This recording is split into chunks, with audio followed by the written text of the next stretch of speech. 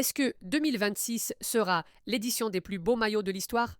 On n'a jamais vu autant d'audace, des Blue Samurai du Japon jusqu'aux aigles du Nigeria. Mais attention, l'audace a ses limites, et les éléphants de Côte d'Ivoire sont peut-être allés un peu trop loin dans le futur pour moi. On plonge tout de suite dans mon top 5 du style, et accrochez-vous parce que la première place est une pure masterclass. On commence fort avec l'un des pays hôtes, le Mexique. Adidas a ramené le vert forêt mythique avec des motifs aztèques en temps sur temps. C'est un hommage direct au maillot légendaire de 1998. C'est puissant, c'est culturel, c'est exactement ce qu'on attend d'une Coupe du Monde. À la quatrième place, le Nigeria. Les Super Eagles et Nike, c'est une histoire d'amour qui dure. Cette année, on part sur un motif abstrait inspiré de l'architecture moderne de Lagos. C'est frais, c'est urbain, et ça confirme qu'ils restent les rois incontestés du style en Afrique.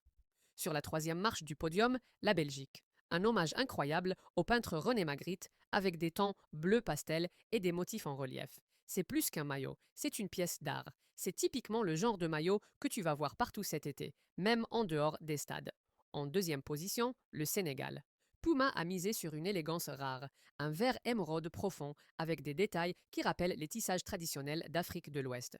C'est minimaliste, c'est fier et c'est d'une classe absolue. Les Lions de la Teranga vont avoir fière allure sur la pelouse. Et le numéro 1, c'est l'Argentine. Pour la dernière danse de Messi, Adidas a sorti le grand jeu, le retour du logo Trefoil Vintage sur un bleu nuit profond. C'est intemporel, c'est iconique, c'est tout simplement le maillot le plus propre de toute la compétition. 10 sur 10. Par contre, on est obligé d'en parler. Le nouveau maillot de la Côte d'Ivoire. Je vais être honnête avec vous, je ne valide pas du tout.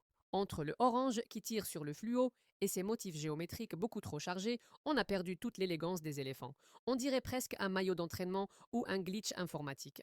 Désolé la famille, mais pour moi, c'est un gros carton rouge cette année. Alors, vous êtes d'accord avec mon top? Et surtout, est-ce que je suis le seul à avoir du mal avec le maillot ivoirien?